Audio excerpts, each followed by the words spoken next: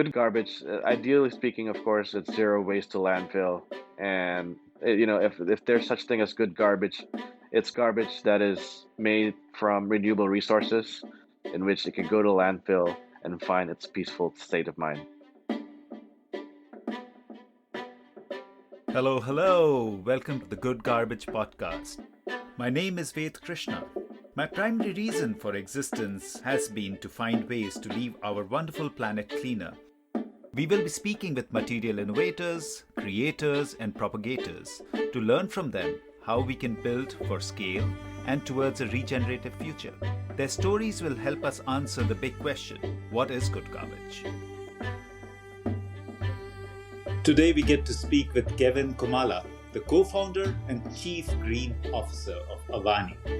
I had heard about the company a few years back as it had a decent quantum of products out in the market and they were making significant headway. They also spearheaded the hashtag I am not plastic movement that went quite viral. Kevin is a serial entrepreneur working on a variety of ideas as he scales Avani from being a producer of Cassava starch-based bags to a variety of feedstocks including bagasse and others, with a presence in over 50 countries and 6 continents. Enjoy the conversation. Hello, hello. I'm so happy to have Kevin Kumala, who is the co-founder of Avani, which has been spearheading the bioplastic domain and creating a lot of alternates to single-use plastics. Kevin has been doing this for a long time. Kevin, thank you so much for joining me and for having this conversation with us. My pleasure. So let's start with your story, Kevin. You've been a globetrotter, initially as in Jakarta, then studied in US. So talk to us a little more about your early influences, especially in regards to sustainability and how your childhood shaped the person you are. I've always been a very active kid. I picked up the basketball as my primary sport at the age of 4. And then at the age of 9, I started surfing in Bali. I think sport is really the fundamental of like what shaped me today. I think early on was amazing in my book. I think was everything was done subliminally. I found a picture of a bag that I did, like a tiny bag made out of paper. It's from one of my art classes. I was already doing this biodegradable paper bag that I designed at the age of 5 years old. As far as an aha moment, there was definitely an aha moment, but that came after I set up the company, in which I saw a sea turtle just swimming by with the plastic in its mouth. It wasn't choking the sea turtle, it was just basically a sea turtle with a plastic in its mouth. That further confirmed my belief that this company is something that I must embark on and really carry on the torch to future generations. Let's step back to you shifted to US when you were 13, and then you went on to learning biology, and then I hear med school. So tell us more about that and how that journey transpired. So I first moved to the U.S. when I was 13 years old. So it was primarily due to there was a riot going on in Indonesia against anti-Chinese movement. So unfortunately, I was shipped as a as a parachute kid to the U.S. by my parents, and my life goal was always to be able to make my parents proud. So whatever it takes, I thought becoming a doctor would be one occupation that would make them proud. So I decided to study to become a plastic surgeon, to be exact, a DDS MD title, in which I ended up dropping out. I just thought that I have proven to my parents that I was capable of getting in. So I figured that once I got in, it was time to get out. And did your parents stay back in Jakarta? Or... They stayed back. They stayed back. So it made me a pretty independent kid, thanks to them. I was able to cook by myself. I was able to prepare my bed. I was able to do everything pretty much before the age of 16, 15.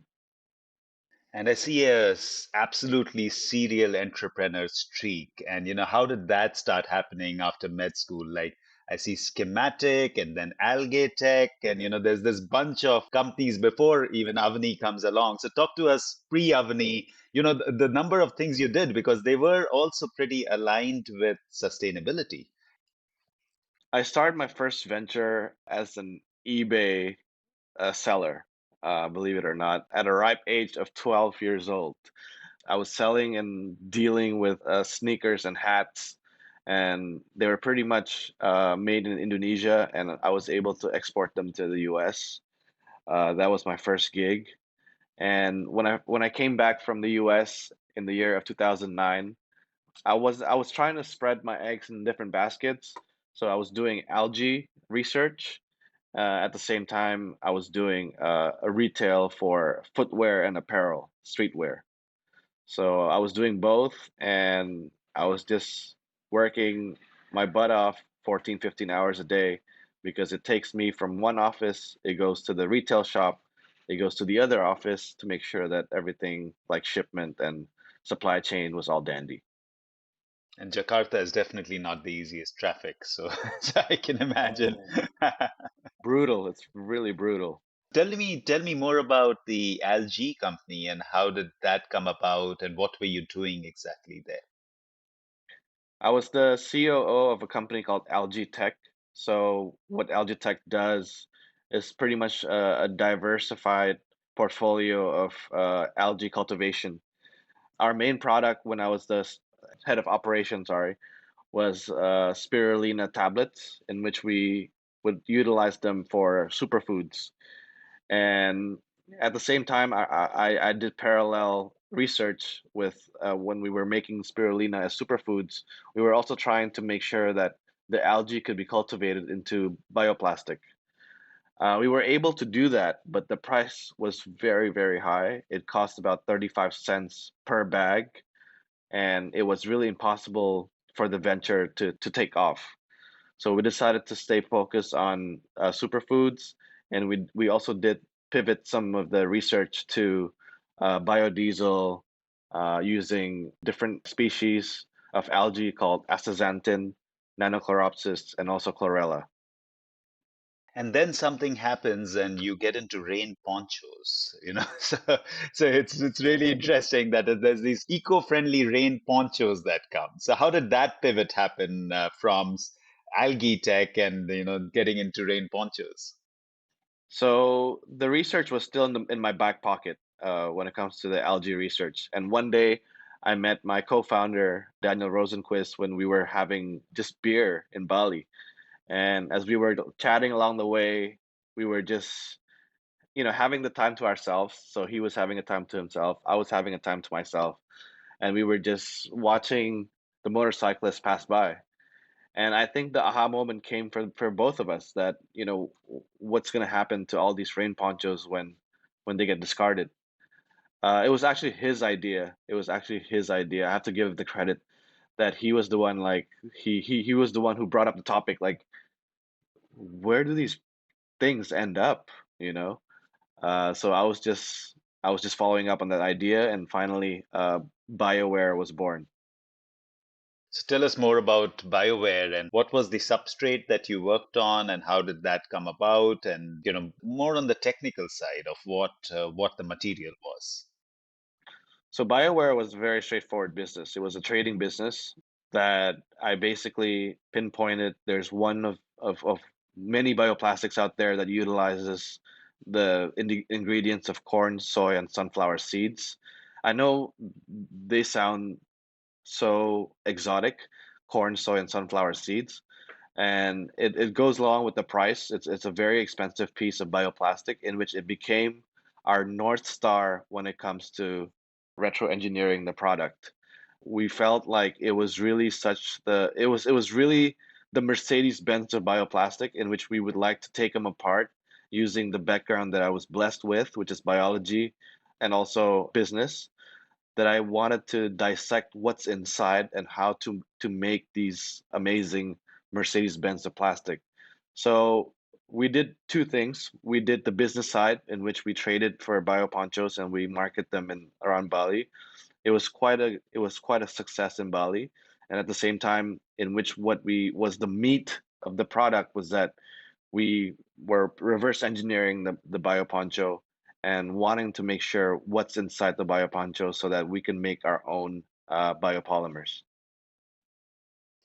That sweetly takes us to Avani, and I saw that in 2011 the concept was born, but you guys kept working on it for almost 4 years. So how did the concept get born? And I presume this sort of links with your idea of taking the Mercedes Benz and creating something which can be more generic. And then what were you doing for 4 years? How were you evolving those ideas? Well, I think there was the moment of wanting to monetize the product was never just there in the first place, you know? We felt like we were doing a good thing, which is research and development. We want to put like whatever we made from BioPoncho and we put into the research and development, but the rush to monetize the product was never there. We just felt like whenever the market is ready, then we would like to monetize the product. So along the way, 4 years came the rush of, people that are looking for substitutes, product substitutes for their F&B needs, pretty much. So, Avani was born not from their bioplastic, their well-known bioplastic, but rather it was actually born through a simple product, which was paper straw. So from paper straw, we were able to replace, I think, close to 2 million straws within the first year of operation. So I think the simplicity is the idea here, that by substituting plastic using paper product, we were able to pretty much save 2 million plastic straws from being discarded to the ocean. And was that something that you guys had started manufacturing, or was that still trading when you were initially doing the paper straws? It was simply trading. It was all trading for us. It was just bootstrapping. We were bootstrapping. We were two young guns who were not ready to lead the manufacturing process. We had no idea how to do that. Me coming from a biology background and Daniel coming from a hospitality background, we would have no idea how to control and lead manufacturing processes. Want to be a part of the next big thing in the compostable packaging space? Check out gcahub.com. gcahub.com. Create your free account and connect with others in the sustainable packaging industry. On GCA Hub, you can exchange ideas, network, solutions, problems, and learn through curated resources. Let's connect for impact. Now, let's get back to the conversation. And then in 2014, you go ahead and do an MBA in Binus in Indonesia. Was that with the thought process of building this business more? Because you were already an entrepreneur at 12. Why did you think about doing an MBA and then, Oh, that's really good research that you got there.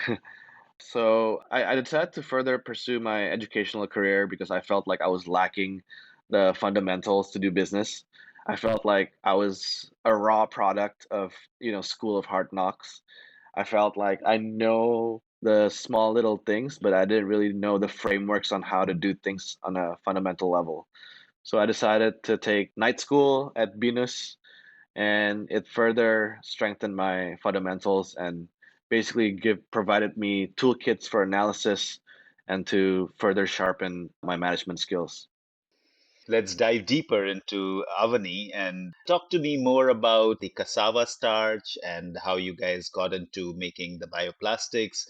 And I presume you guys started manufacturing at some point, and what was that point? Yeah, so the basic know-how was already there upon the research using the algae-based bioplastic. But the problem was that we were never able to polymerize at a speed of where it is actually sexy enough to get marketed on a mass scale.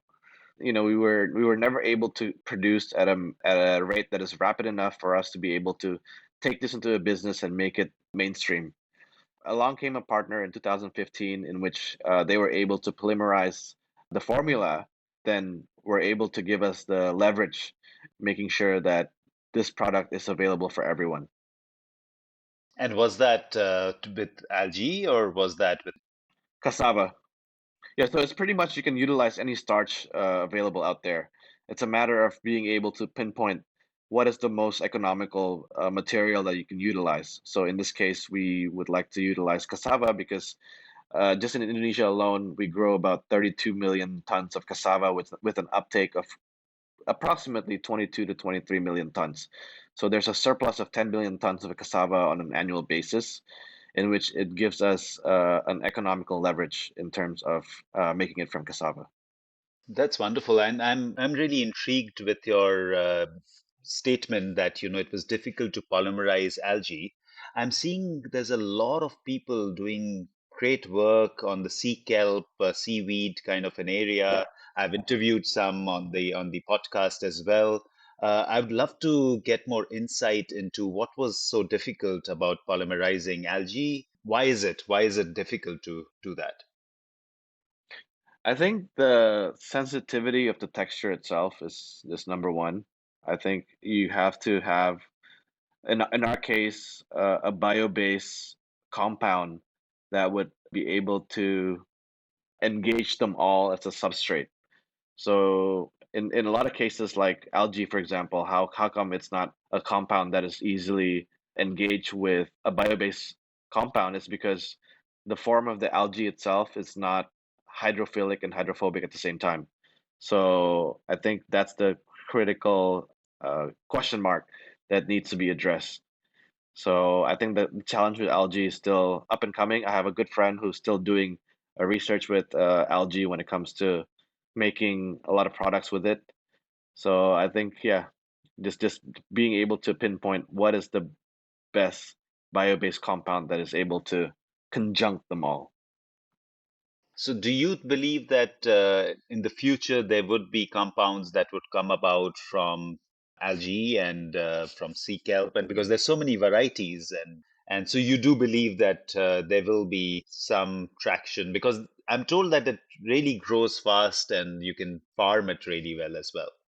Yeah, yeah, especially algae because it undergoes binary fission when it comes to developing itself and making itself bigger and so I think it's just a matter of time that the technology will be there for us. And is that something that you are looking at as well as part of your work? With the nature of the economical costs that it incurs, we are actually looking elsewhere. We're actually looking at a bio-based compound now that is actually more exciting and actually more economically advantageous. It's still in research and development, and it's still a work in progress. Is there a base kind of, is it a starch-based product or is it different? Starch based. Okay, I'd love to hear more about the cassava starch and how that came about, and how did you manage to scale Avani as you went along? I think marketing is really the backbone of our company. We do a lot of marketing. Um, I think we treat Avani as a brand that is not only an eco-technology company, but rather it is also a lifestyle company. Being based in Bali, we gain a lot of traction when it comes to marketing the products into hospitality and F&B outlets. Yeah, we were lucky enough to be able to work with five-star hotels like the Ritz-Carlton, the W hotels, and that gave us a brand leverage when it comes to brand valuation. So we were able to work with these five stars and greatly known hotels and resorts and restaurants. So I think from there on, we were able to carry our brand and carry our flag around as if it's a lifestyle brand. It's not just a boring packaging company, but rather it is a brand that can be loved by everyone. And what is the range of products that Avani does now? Because I see that there is not just the cassava starch-based bags, but there is more. You are also, I think, you may not be manufacturing, but you're trading in bagasse, you're doing other things, cutlery. So give me the whole range of products that you do now. So we're actually embarking on manufacturing the bagasse in 2023. That project is on the way. We have bagasse, we have cornstarch, we have wheat straws, bamboo, toothbrush. a lot of these replacements are available by request because a lot of hotels are coming up to us looking for substitutes for their plastic replacements. So yeah, it's quite exciting how we have pretty much six of those categories: the cassava starch, cornstarch, bagasse, paper, bamboo, and wheat straws. So what all are you manufacturing now? Are all the starch-based products, those are all manufactured by Avani? Correct. All the starch-based products are manufactured by Avani. And how does cornstarch and cassava starch differ from each other? So cornstarch actually need industrial composting facility in order for it to break down into compost. It is more of an intricate structure. When it comes to the chemical breakdown, it has a lot of double bonds, and therefore it requires a hotter temperature and a more humid pressure in order for it to break down to compost. Whereas cassava doesn't. The cassava starch is a simpler structure. It's a simpler structure. So what is the like if you look at your entire range of products, how much of it is corn and how much of it is cassava now? And why do you choose corn at all? Why not just stay with cassava? The corn gives us the rigidity. It is more rigid. It is waterproof. So for that reason, even though it requires a composting facility, we still carry the product only by a customer's request. We would first, we would first encourage our customers to purchase the either the bagasse or the cassava starch. But if they insist that they would like to have the corn, then we offer them the cornstarch or the PLA. And is this when we look at corn and cassava, is this both bags or are there other products that you're making from starches as well? No, just that. But bagasse is not bags, right? Bagasse will be more food service wear. Takeaway, yeah, takeaway boxes, coffee cups, and whatnot. But it's interesting that you said that you're going to start manufacturing it. Is there enough bagasse available in Indonesia, or is that Definitely. There's an abundance of bagasse all over Indonesia. For us, we have pinpointed one sweet spot east of Java, in which we are embarking with a BUMN or a state-owned company here. We're producing it in 2023, taking leftovers and producing about 30 tons of material every month. getting back to the bag side, which has been Avani's specialty and something that you guys have really gotten known for.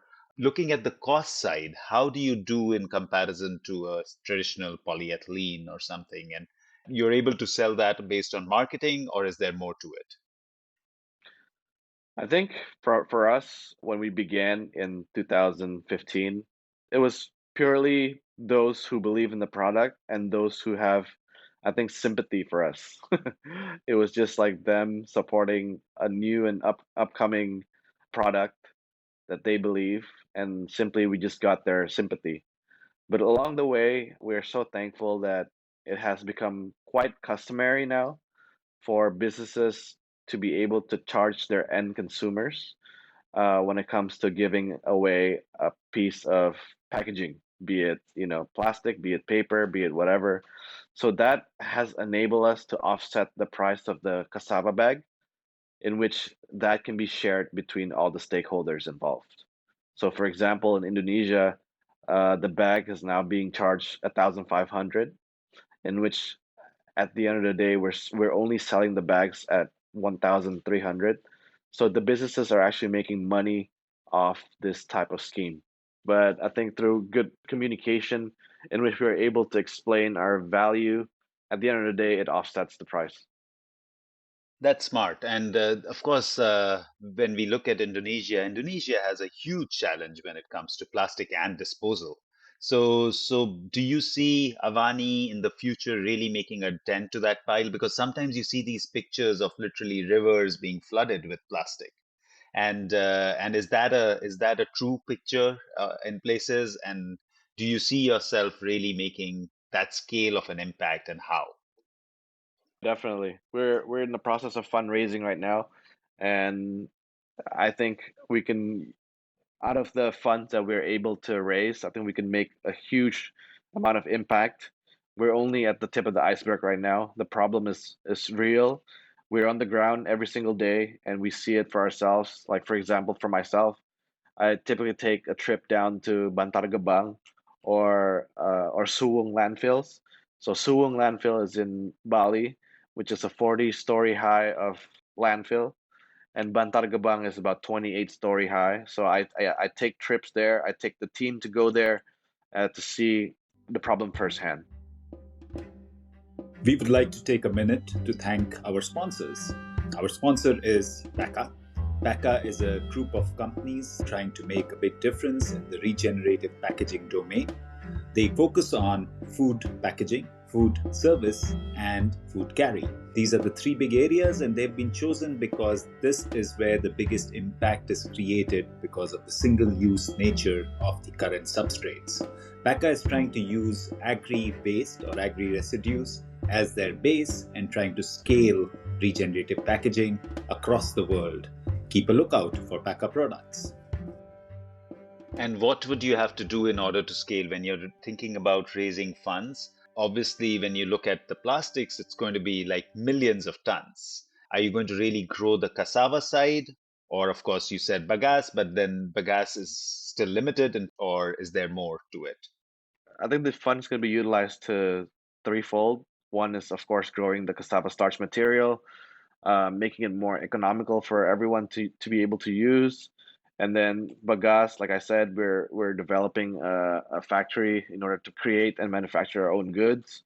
And thirdly, we're embarking on a new material in which it's going to be more economical and more feasible for everyone to use. So I think it's a threefold account. Yeah, that's amazing. Of course, love to see the new material come in, and of course, I guess in order to scale, there'll always be that pricing challenge. And I also see that you're present in a lot of countries. So how do you manage that? Is the manufacturing base one, or do you have multiple manufacturing locations as well? Because somewhere I read it was 50 countries.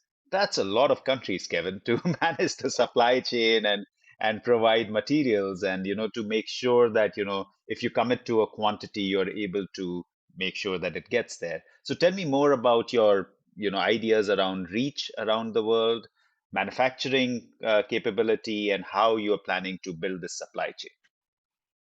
So yeah, we've got six manufacturing hubs all over the world now. One in Mexico, Turkey, Dubai, Malaysia, Singapore, and I'm missing one. Indonesia. Indonesia, there you go. So from those six manufacturing hubs, we were able to reach, the end users closer. So the point is that we don't have to be in all those 50 or 60 different countries.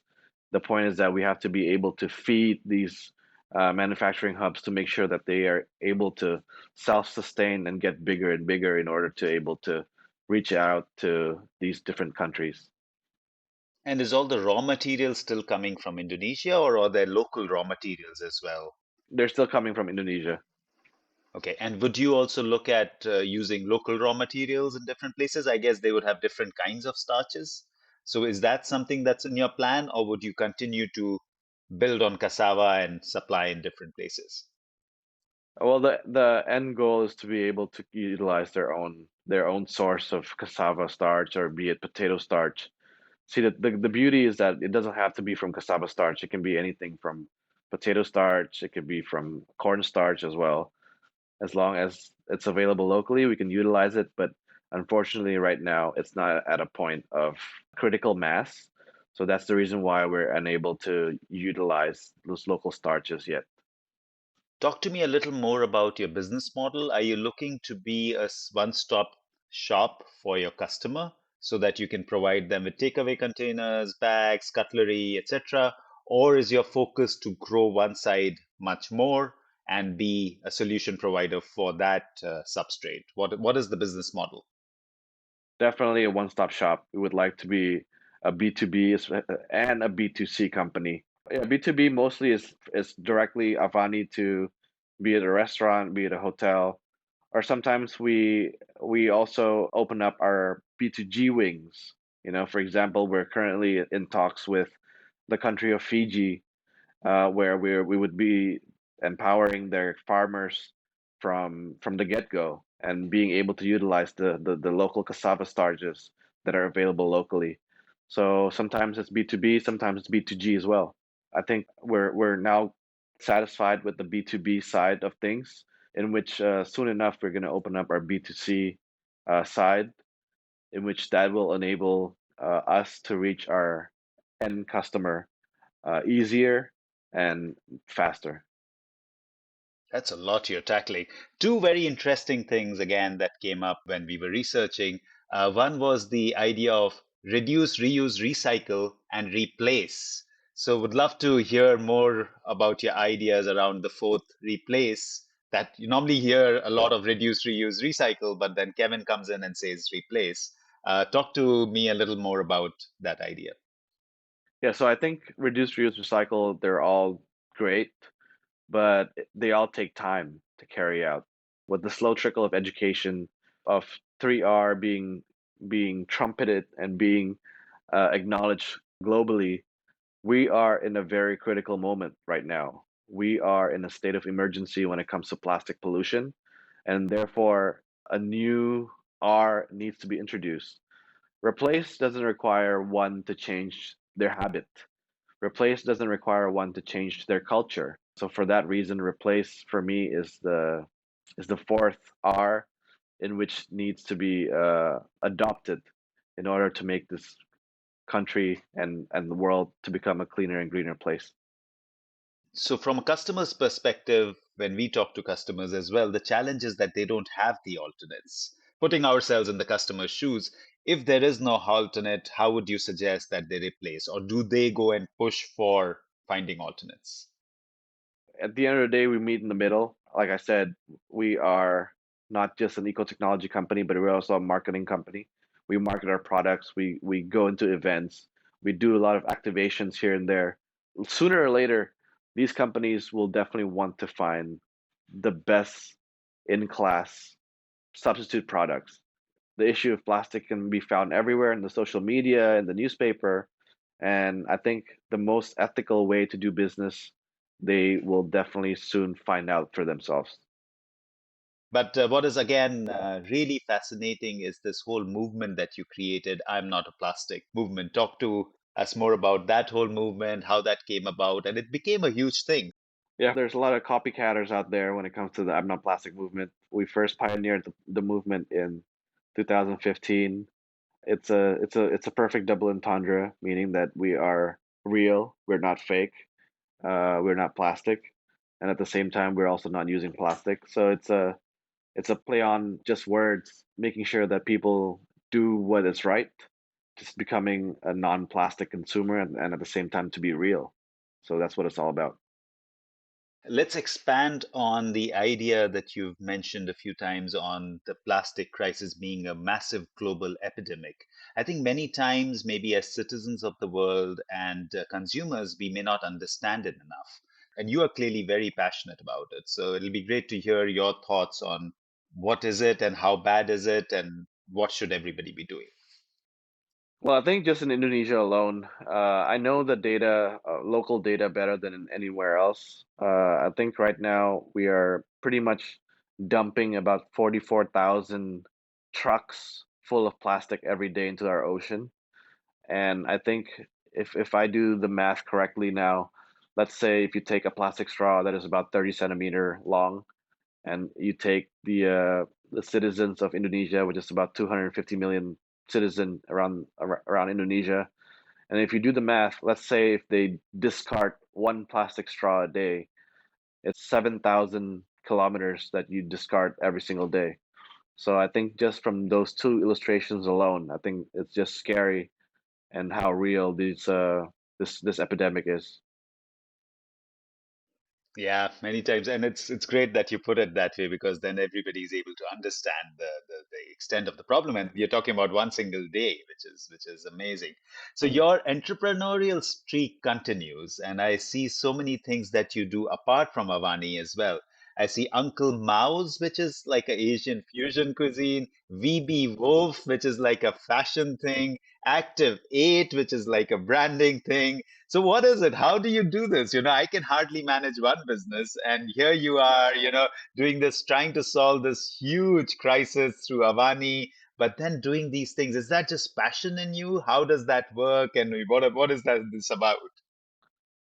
I think the beauty of Indonesia is that you're able to do business while just sticking to your strength, to your core, while being able to outsource the whole headache. I think that's the beauty of doing business in Indonesia. Everything's very affordable. Everything's done quite rapidly here in Indonesia, believe it or not. The only thing missing is just the traffic. But I think that's just the key to what I do.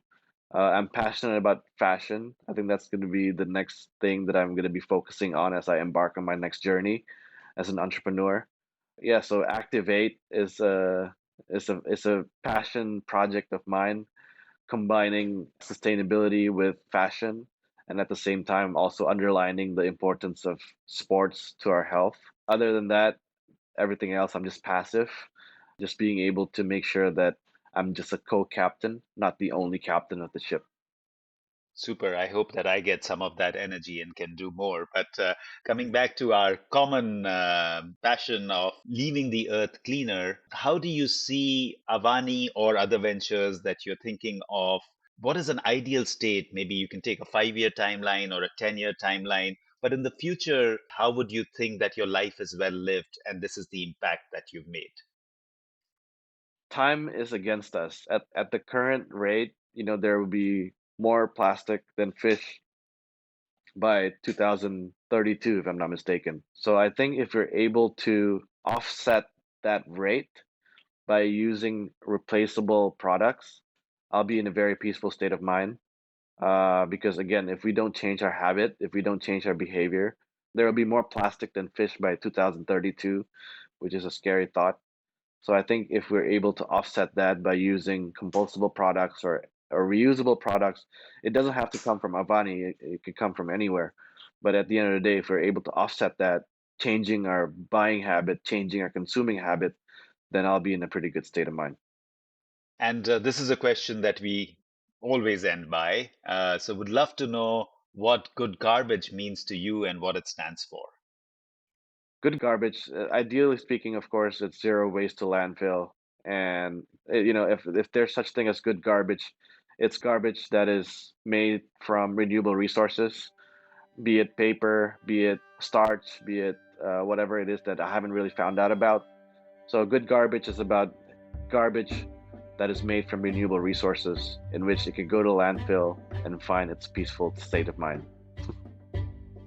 I love the peaceful state of mind and give us peaceful state of mind. Thank you, Kevin, for being here, for joining us, for the amazing work that you're doing through Avani and various other ventures that you're stepping into. Thank you for your beautiful heart, and I can see, that there's this deep passion around the ideas of doing business for good. So thank you so much for joining us. Thank you for this conversation. I'm sure lots of people would be able to hear and know more and more about Avani. Thank you for this opportunity. My pleasure. Thank you so much, Ved. Thank you for listening to the Good Garbage podcast. Follow us on social media to never miss an episode. Links are in the description below. I'm your host, Ved Krishna. See you next time.